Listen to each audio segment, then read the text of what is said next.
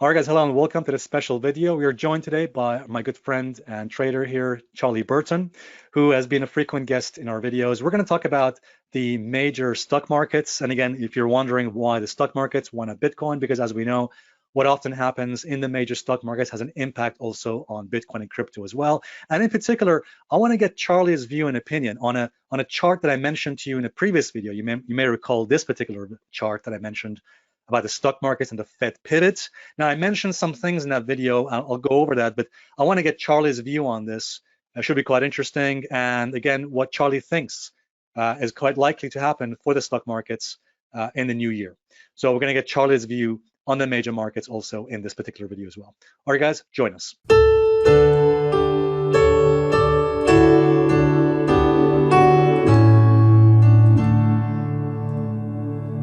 All right, guys, welcome back. So, Charlie, how are you doing, by the way? Looking good, looking sharp. Oh, black today. I'm just in a sweater. I see it. By the way, I think the most important question before we go on to the charts, I think the most important question we should ask you, Charlie, is: are you supporting England in the World Cup? Now, I know you're not heavily into football, and you've told me before, but I'm just wondering if you have any patriotic feelings for this World Cup for England to win, or I don't. I'm not expecting England to win. I have watched my first match now. I watched the one last week, and yeah, you're right. I'm not massively into soccer, but of course I'm supporting them. I'm English, so of course I'm going to support England. But it's a token support. Of course I'm supporting them, but I'm not exactly getting emotional if they lost. So that's probably a good thing. Yeah, absolutely. When I was watching the game last week, I was watching both matches simultaneously at the same time. I had it on my TV and I had the other match on my computer, and I was watching. I don't know. So it was interesting. It was interesting. Guys, before we actually dig in to our discussion with Charlie here, let me just mention that Charlie has a fantastic offer which expires at the end of December, and that is for when you go to this link, charlieburtontrading.com/LT Gold, and apply the promo code LT 30 days, you get 30 days free trial of Charlie's gold level membership. So it's a fantastic offer, expires at the end of December. Make sure you check it out. More about that at the end of this video.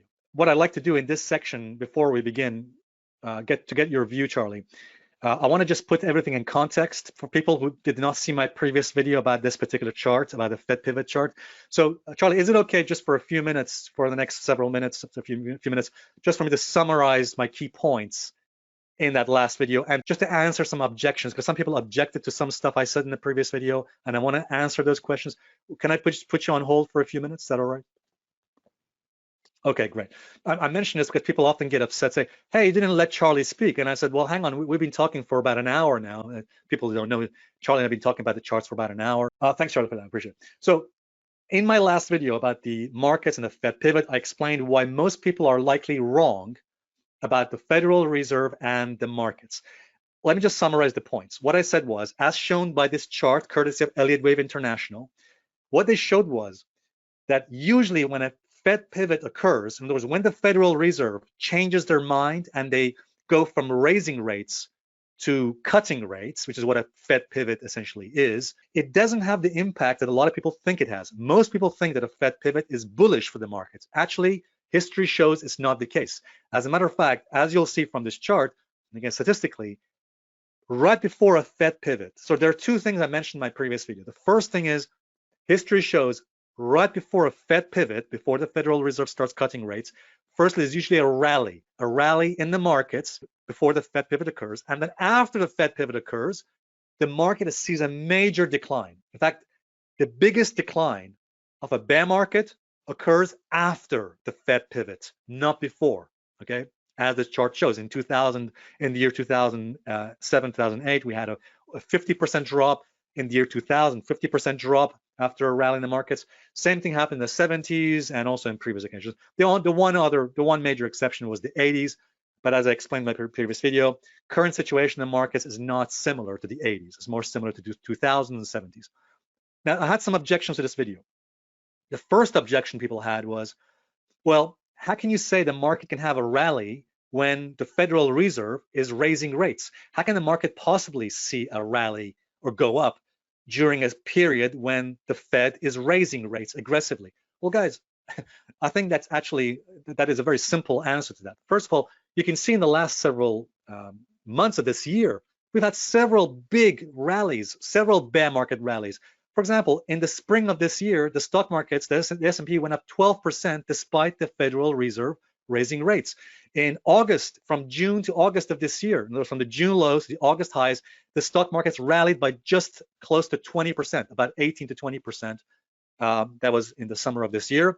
That was despite the Fed raising rates. And more recently, we've seen the Dow Jones, the Dow itself has had a tremendous rally despite the Federal Reserve raising rates.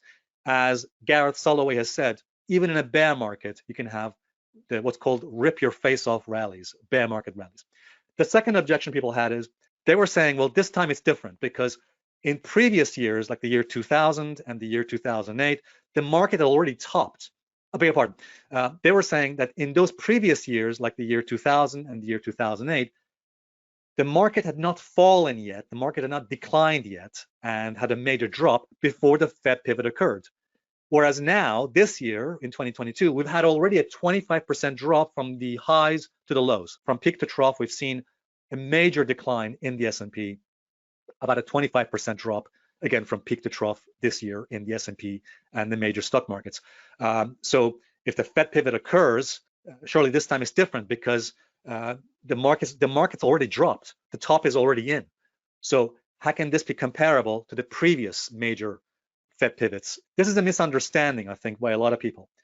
First of all, we have to appreciate that the Fed pivot has not even happened yet.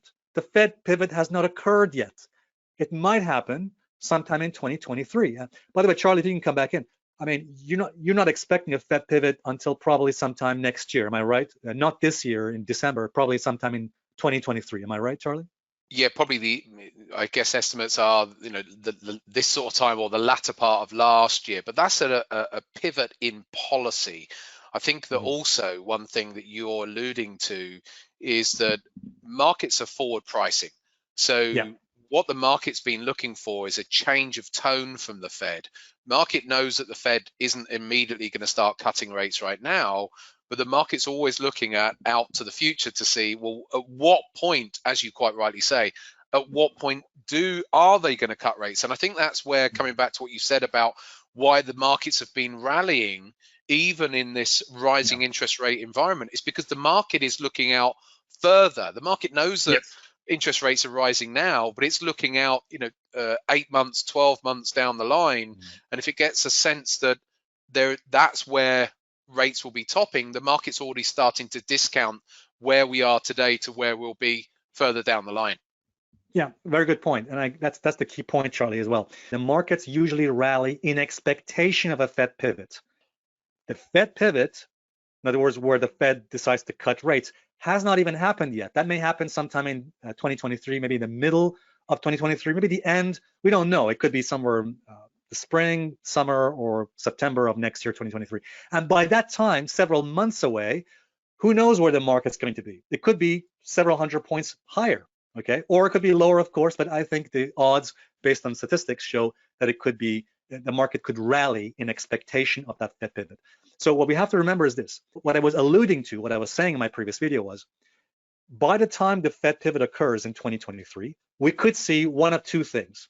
Either a bear market rally, a retracement of this decline we've had this year, so that the markets can retrace. We've already seen a major retracement in the Dow, a significant retracement on the Dow, as we've seen so far.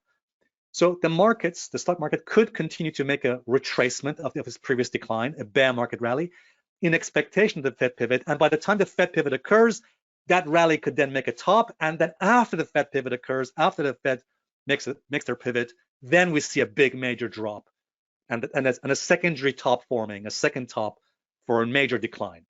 This, by the way, happened in the 1970s.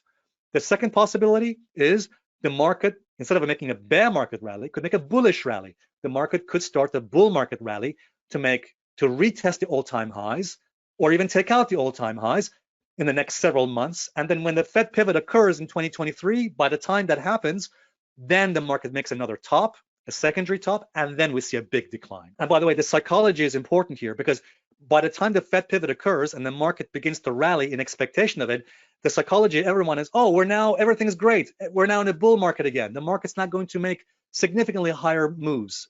And that's just exactly when the trap falls in and everybody's suckered into thinking bull market's going to continue because the Fed pivot has occurred. But the opposite happens. As this chart shows, then after the Fed pivot and after the big major rally in expectation of that, then the market makes another major top, a second top perhaps, and then the biggest portion of the decline, the biggest part of the bear market decline occurs after the Fed pivot. That's what I was talking about. Of course, there's a third possibility too, where the market just continues to fall in a bear market decline and just makes lower lows. That's possible too. I'm not saying it can't happen. What I'm saying is the other two possibilities I mentioned seem to me to be more likely, probabilistically and statistically. All right, let's bring Charlie in. Charlie, what do you think overall? What does this chart say to you, and what do you think is more likely in your view going into next year? I don't want to put words in your mouth. Go ahead. I don't mind if you want to do that. But, yeah, I think interesting to listen to your point about and your chart there about Fed pivots. And I think that one thing to bear in mind is that when the Fed or any central bank starts cutting rates, they're cutting rates usually because the economy is starting to struggle. So they're starting to give support back to businesses and investors and mortgage owners and property owners who have mortgages and the likes, because once you start cutting rates, it's because the economy is probably struggling. So they cut rates because the economy, so they have to try and stimulate the economy. So again, that's not surprising really that if you see the stock markets coming down when the Fed start cutting rates, it's because we're starting to go into a recession. So and that's what we're looking at when we are looking at that initial phase of cutting interest rates. So and that's going to happen. I'm not saying that the US is going to have a recession, but what I mean, interest rates will come back down once they get to their target on inflation, and they will need to stimulate the economy again, even if it's not in a recession. We're already seeing early signs that certain sectors within the economy are not performing as well, and so yeah, I think that's an inevitability at some point in the next 12 months. Famous last words, but I think so. So my view for the stock markets are that I'm still cautious towards them in the near term. In the next several weeks to the next couple of months or so, I think that the stock markets could continue to rally. But I do think, as we've just talked about, the markets are forward discounting. I think what next earnings season in Q1 is going to be really interesting to see how businesses got on, in this side of Christmas, and seeing future earnings guidance. And if we've already seen some companies in the previous earnings season, their earnings guidance being cut, and I think if that continues, what we're going to see is a switch in the narrative from worrying about what the Fed are doing and inflation to worrying about growth. Yes. And then we're going to be in 2023 with a growth narrative rather than an inflation narrative. Because if we start seeing inflation start to come off a bit, then the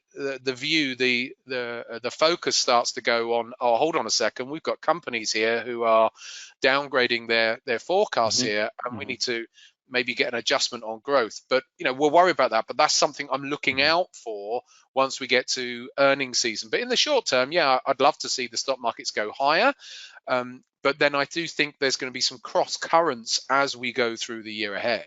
You make a very good point, which answers another question. There was another objection from one person who said, well, how can the market go down after a Fed pivot when the Federal Reserve is cutting rates? Surely that's a positive for the market.